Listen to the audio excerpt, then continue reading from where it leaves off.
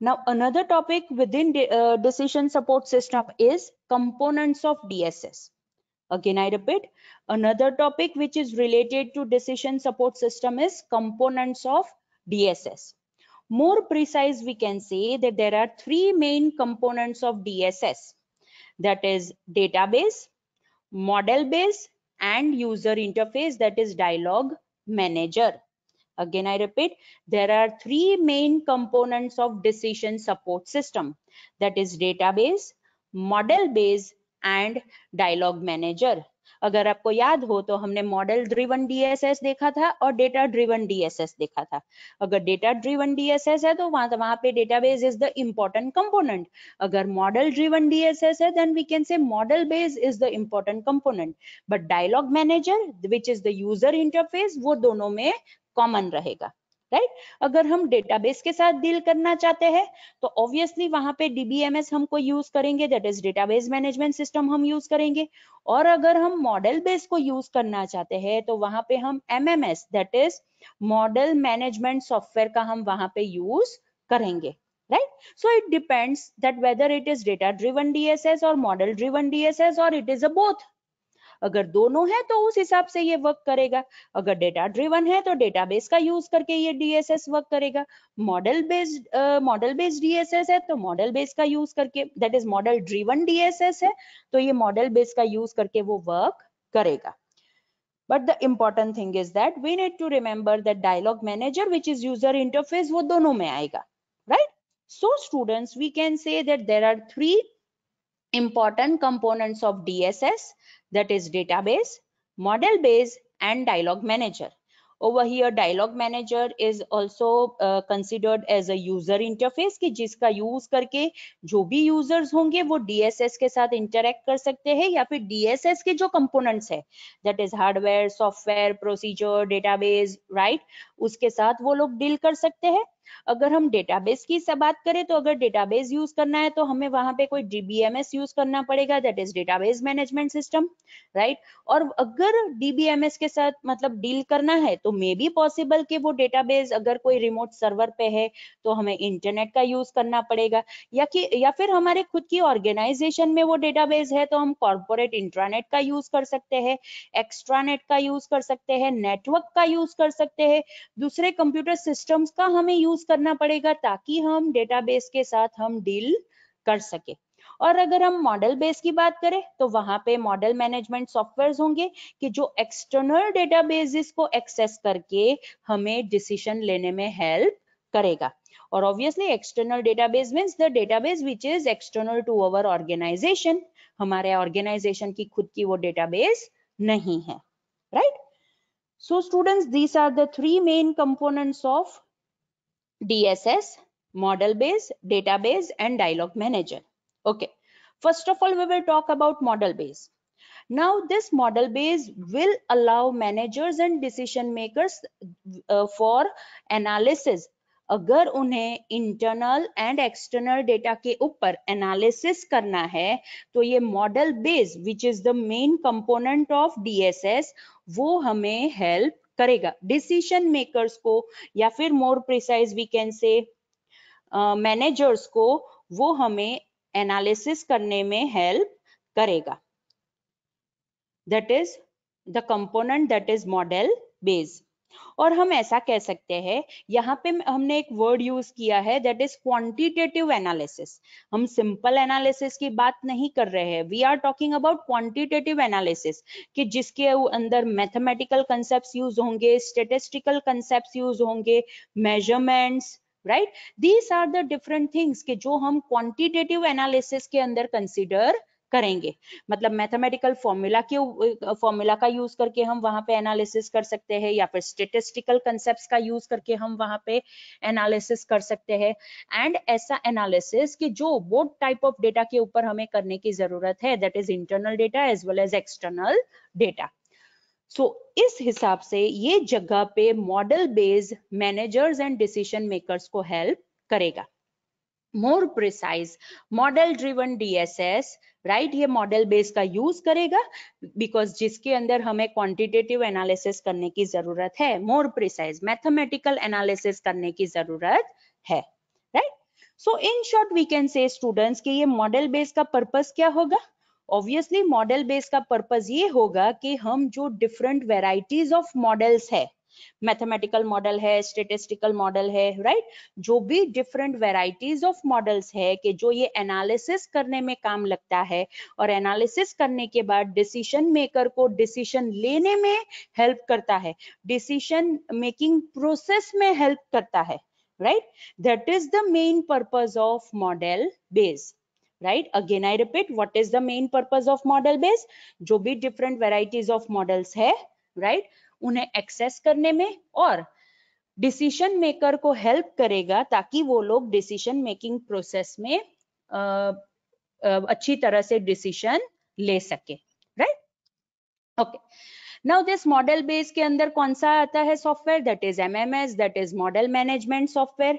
Now ये model management software क्या करेगा? जो भी डिफरेंट टाइप्स ऑफ मॉडल्स है, दैट इज फाइनेंशियल मॉडल है, स्टेटिस्टिकल मॉडल है, या फिर प्रोजेक्ट मैनेजमेंट मॉडल है, राइट, जो भी डिफरेंट टाइप्स ऑफ मॉडल्स है कि जो हमने डिसीजन सपोर्ट सिस्टम में इंक्लूड किए हैं, वो सारे मॉडल्स को कोऑर्डिनेट करने में और अच्छी तरह से उसे यूज करने में ये एमएमएस हेल्पफुल रहेगा। That is model management software. उसका नेम ही हमें कहता है कि सारे मॉडल्स को अच्छी तरह से मैनेज करने के लिए सॉफ्टवेयर हमें हेल्प करेगा, right? That is MMS. Okay, now which are the different types of model that can be included within this model base? So the first is financial model, because अगर कोई भी organization है, कोई भी business है, तो उसे खुद के organization के finance की चिंता रहती है, तो वहां पे ये financial model हमें कौन सी चीज provide करेगा? For example cash flow provide कर सकता है, right? Internal rate of returns, कितना रिटर्न हमें होगा वो प्रोवाइड कर सकता है। अगर हमें कोई पर्टिकुलर इन्वेस्टमेंट के ऊपर एनालिसिस करना है तो वहां पे भी ये फाइनेंशियल मॉडल हमें हेल्प कर सकता है, right? So decision support system के अंदर, राइट, ये फाइनेंशियल मॉडल हमें फाइनेंस रिलेटेड जो भी डिसीजंस लेने की जरूरत है उसके अंदर हमें वो हेल्प करेगा। More precise we can also say कि वहां पे स्प्रेडशीट प्रोग्राम टाइप का, फॉर एग्जांपल एक्सेल, वो भी वहां पे हो सकता है, because Excel is the software के जिसका यूज करके हम बहुत ही अच्छी तरह से डिफरेंट टाइप्स ऑफ नंबर्स के ऊपर अगर हमें वर्क करना है, वहां पे different types of tables generate करने हैं, दैट इज टेब्यूलर फॉर्मेट के अंदर अगर हमें डेटा चाहिए, चार्ट्स का यूज करके डेटा चाहिए, या फिर आपको अगर पता हो तो वहां पे आप व्हाट इफ एनालिसिस भी कर सकते हो, right? So that is the thing कि जहां पे हमें ये फाइनेंशियल मॉडल हेल्प करेगा, and that is the one model which is to be considered within model based component of DSS। और ये सारी चीज कोऑर्डिनेट करने में हमें कौन हेल्प करेगा? That is MMS, that is model management software. Second is statistical analysis model. Statistical analysis model मतलब सिंपल, वो हमें समरी प्रोवाइड कर सकता है, या फिर what if analysis, goal seeking analysis के जो हमने लास्ट लेक्चर में डिस्कस किया था, राइट? वो सारे डिफरेंट टाइप्स ऑफ एनालिसिस है, उसे करने में हमें हेल्प कर सकता है। एंड ऑब्वियसली ये स्टेटिस्टिकल एनालिसिस करने के लिए there are many different types of software packages कि जो हम ये डिसीजन सपोर्ट सिस्टम के अंदर इंक्लूड कर सकते हैं।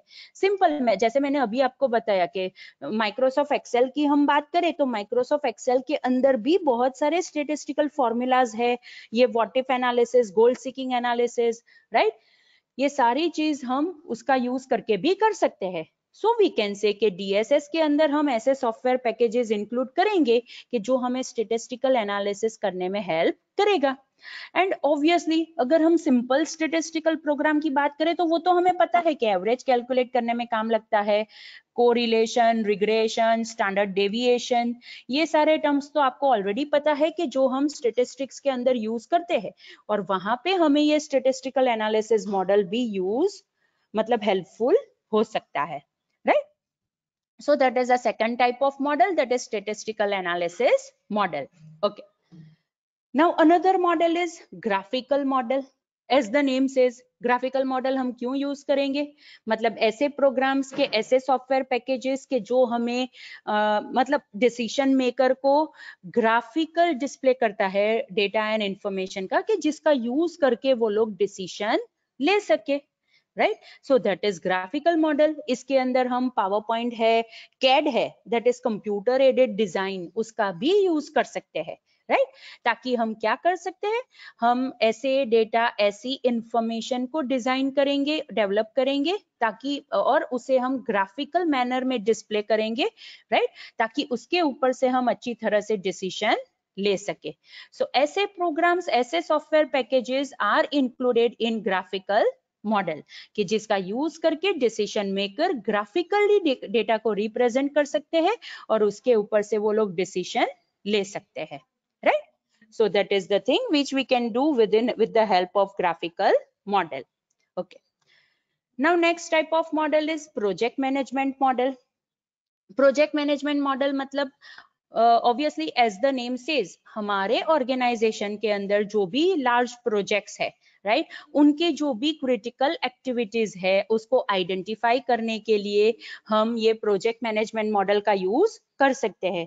Because students, critical activities are those activities के जो हमारे प्रोजेक्ट को डिले कर सकता है, मतलब ऐसी एक्टिविटीज को जो जिसकी वजह से हम प्रोजेक्ट को ऑन टाइम कंप्लीट नहीं कर सकते, राइट। तो ऐसी एक्टिविटीज, ऐसी क्रिटिकल एक्टिविटीज को आइडेंटिफाई करने के लिए हम ये प्रोजेक्ट मैनेजमेंट मॉडल का यूज कर सकते हैं, ताकि जो भी हमारे ऑर्गेनाइजेशन के बड़े प्रोजेक्ट्स है उसके अंदर ये सारी एक्टिविटीज को हम अच्छी तरह से हैंडल कर सके और उसे कोऑर्डिनेट कर सके, right. Okay, and along with that हम ये भी डिटरमाइन कर सकते हैं कि हम कौन से एडिशनल रिसोर्सेज हमारे प्रोजेक्ट के अंदर यूज करेंगे ताकि हम हमारे प्रोजेक्ट को स्पीड अप कर सके, राइट। बिकॉज स्टूडेंट्स, जैसे मैंने आपको बताया कि ऐसी क्रिटिकल एक्टिविटीज होती है कि जो हमारे प्रोजेक्ट को डिले कर सकती है, लेकिन हम ऐसा भी कर सकते हैं कि अगर हमें पता चलता है कि यहाँ पे ह्यूमन रिसोर्स की वजह से ये पर्टिकुलर एक्टिविटी में डिले हो सकता है, तो वहां पे हम वो additional resource, that is human resource, हम वहां पे बढ़ा सकते हैं। या फिर अगर हमारे पास इक्विपमेंट्स कम पड़ते हैं, उसकी वजह से ये प्रोजेक्ट डिले हो सकता है, तो वहां पे हम इक्विपमेंट्स भी बढ़ाकर वो पर्टिकुलर प्रोजेक्ट की एक्टिविटी को अच्छी तरह से जल्दी से कंप्लीट कर सके, right. So students, this is the thing कि ये प्रोजेक्ट मैनेजमेंट मॉडल हमें कहाँ पे हेल्पफुल रहेगा within our decision support system, right. So in short we can say there are 4 different types of model कि जो हम ये मॉडल बेस के अंदर कंसीडर करेंगे, that is financial model, statistical analysis model, graphical model and project management model, right. And ये सारे models को कोऑर्डिनेट करने में, यूज करने में हमें एमएमएस यूजफुल रहेगा, that is model management software, right. Okay, now the next component of DSS is database. Again I repeat, another component, that is the second major component of decision support system is database. Obviously जैसे मैंने आपको पहले भी बताया कि अगर आपको database को यूज करना है तो हम वहां पे कोई डेटाबेस मैनेजमेंट सिस्टम का यूज करेंगे, राइट। सो ये डेटाबेस मैनेजमेंट सिस्टम मैनेजर्स को कहाँ पे हेल्पफुल करेगा, अगर उन्हें जो भी लार्ज अमाउंट ऑफ डेटा जो डेटाबेस के अंदर स्टोर किए गए हैं, राइट, उनके ऊपर अगर क्वांटिटेटिव एनालिसिस उन्हें परफॉर्म करना है तो वहां पे हम ये डेटाबेस का यूज करेंगे। बिकॉज हमें पता है कि अगर हमें लार्ज अमाउंट ऑफ डेटा को स्टोर करना है तो हमें वहां पे डेटाबेस को यूज करना पड़ेगा, तो ही हम वहां पे ऑर्गेनाइज्ड मैनर के अंदर हम डेटा को स्टोर कर सकते हैं। और अगर हम डेटाबेस की बात करते हैं तो वहां पे डेटा ड्रिवन डीएसएस आएगा।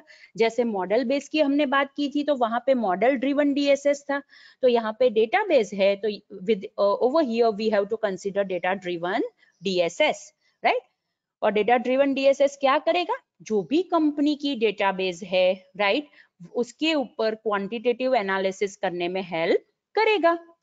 एंड ऑब्वियसली हमने ये पहले भी डिस्कस किया है स्टूडेंट्स कि अगर वो डेटा ड्रिवन डीएसएस है, इन शॉर्ट के वो डेटा के ऊपर वर्क करेगा, राइट। सो हमें क्या करना है, जो भी हमारे ऑर्गेनाइजेशन की कॉर्पोरेट डेटाबेस है उसमें से जो रिलेवेंट इंफॉर्मेशन है कि जहां पे पर्टिकुलर डिसीजन लेने की जरूरत है, वो पर्टिकुलर इंफॉर्मेशन को रिट्राइव करके उसके ऊपर उसका यूज करके, मोर प्रिसाइज वी कैन से, उसका यूज करके हम डिसीजन ले सकते हैं, right. Okay, and with the help of this DBMS हम एक्सटर्नल डेटाबेस जो हम एक्स्ट्रानेट का यूज करके कनेक्ट कर सकते हैं। फॉर एग्जांपल इंटरनेट के ऊपर कोई डेटाबेस है या फिर कोई लाइब्रेरीज है या फिर जो गवर्नमेंट के डेटाबेसेस है, राइट। अगर उसमें से भी हमें डेटा को रिट्राइव करना है तो वहां पे हम ये DBMS का यूज करके ये सारे डेटाबेसेस के साथ हम कनेक्ट कर सकते हैं। और अगर हम डेटाबेस की बात करते हैं, DBMS की बात करते हैं, तो वो कहाँ पे होंगे? That is data driven DSS में होंगे, राइट। मतलब ऐसी डिसीजन सपोर्ट सिस्टम के जिसके अंदर data is the main thing, कि जिसके ऊपर ये सारी चीजें वर्क करेगी, राइट।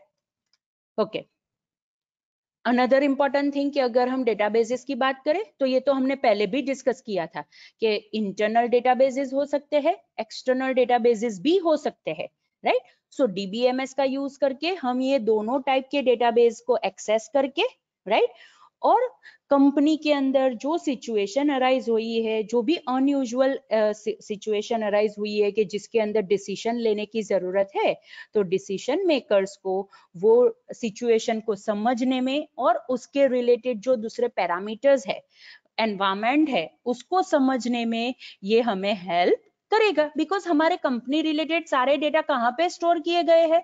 डेटाबेस के अंदर स्टोर किए गए हैं। तो ऑब्वियसली हम डेटाबेस में से वो डेटा रिट्राइव करके, राइट, उसको समझ के हम कोई भी सिचुएशन के साथ हम डील करने के लिए डिसीजन ले सकते हैं। जो भी अनयूजुअल प्रॉब्लम है उसके साथ डील करने के लिए डिसीजन ले सकते हैं, right. That is database, which is the second major component of DSS, that is decision support system. Okay, and the third major component of DSS is dialogue manager. जो हमने वहां पे डायग्राम में उसके साथ हमने देखा था कि dialogue manager can also be treated as user interface, right. In short we can say कि ऐसा कंपोनेंट कि जिसका यूज करके जो भी एंड यूजर्स है वो DSS के साथ इंटरेक्ट कर सके। और ये इंटरेक्ट क्यों करेंगे? ताकि वो लोग इंफॉर्मेशन को रिट्राइव कर सके। सो वहां पे जो कंपोनेंट हमें हेल्पफुल रहेगा दैट इज डायलॉग मैनेजर। फिर हम यहाँ पे यूजर का हार्डवेयर के साथ, यूजर का सॉफ्टवेयर के साथ, राइट, वो सब कम्युनिकेशन हमें यहाँ पे कंसीडर करना है। In short, decision support system का जो यूजर इंटरफेस है कि जिसका यूज करके and user decision support system के कंपोनेंट्स के साथ वो इंटरेक्ट करेंगे। फिर उसके अंदर हार्डवेयर, सॉफ्टवेयर, डेटाबेस, राइट, जो भी कंपोनेंट्स है, प्रोसीजर्स के जिसका यूज करके ये DSS बनाया गया है, राइट, वो सारे कंपोनेंट्स के बीच में जो भी कम्युनिकेशन होता है, it can be done with the help of this dialogue manager, and that's why it is treated as user interface, right. Obviously जो भी अपर लेवल डिसीजन मेकर्स होते हैं ना स्टूडेंट्स, उन्हें ये मतलब इंटरेस्ट नहीं है कि कहाँ से इंफॉर्मेशन आ रही है, कैसे इंफॉर्मेशन को गैदर किया है, राइट। दे आर रिलेटेड, उन्हें कौन सी चीज मैटर करती है कि वो information should be easily accessible, those information must be understandable, उसके साथ उन्हें मतलब है, right. Upper level decision makers को ये मतलब नहीं है कि इंफॉर्मेशन कहाँ से आ रही है, कैसे आ रही है, नो, उन्हें उनके साथ कोई मतलब नहीं है। इंफॉर्मेशन कितनी समझ में आ रही है और इंफॉर्मेशन कैसे इजीली हम एक्सेस कर सकते हैं, उससे उन्हें मतलब है, right. Because upper level decision makers को सिर्फ इंफॉर्मेशन के ऊपर एनालिसिस करके डिसीजन लेना है, राइट। उन्हें इससे कोई मतलब नहीं है कि किसने डेटा एंट्री की है, कहां से डेटा एंट्री की है, इंफॉर्मेशन का सोर्स क्या है, no, they are not concern with this all things. They are only concern with कि जो भी इंफॉर्मेशन उन्हें डिसीजन सपोर्ट सिस्टम दे रहा है, it must be understandable and accessible, right. And obviously अगर हमें कोई भी इंफॉर्मेशन को रिट्राइव करना है तो हमें DSS के साथ इंटरेक्ट करना पड़ेगा, और DSS के साथ इंटरेक्ट करने के लिए हम डायलॉग मैनेजर कंपोनेंट का यूज करेंगे, which will provide us the user interface through which we can interact with the DSS, right? So students, these are the three important components or major components of DSS. That is, first is model base, which is related to model driven DSS, ये जिसके अंदर हम quantitative analysis की बात करेंगे, right? जिसके अंदर financial model है, statistical analysis model है, graphical model है, project management model है। Second major component is database की जिसके अंदर डेटा ड्रिवन DSS के साथ रिलेटेड होगा, राइट, एंड वहां पे हम DBMS का यूज करेंगे। and third is model based third is dialogue manager which act as a user interface, ताकि अगर यूजर को अच्छी तरह से DSS के साथ इंटरेक्ट करना है तो डायलॉग मैनेजर का यूज करके वो लोग इंटरेक्ट कर सकते हैं, right? So students, these are the three major components of DSS, right?